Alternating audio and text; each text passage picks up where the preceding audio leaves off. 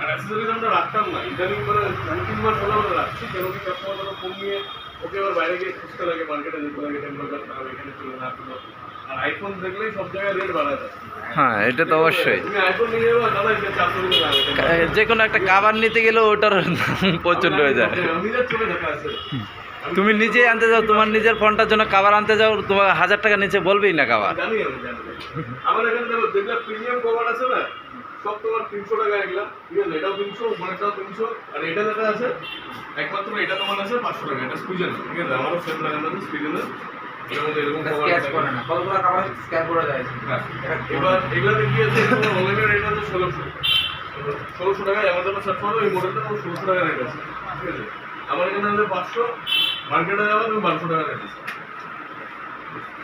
আইফোনের দিয়ে দেখেছি ওরকম রেট থাকে। আমার সামনে কাস্টমার নিতে আসলো, ঠিক আছে? টেম্পার দোকানে লাগালো, তো আমি ওই দোকানে মাল নিতে গেছিলাম, কথা বলতে গেছিলাম।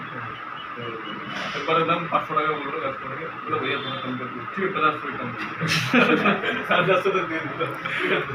ঠিক আছে ভাই, এরকমই করতো।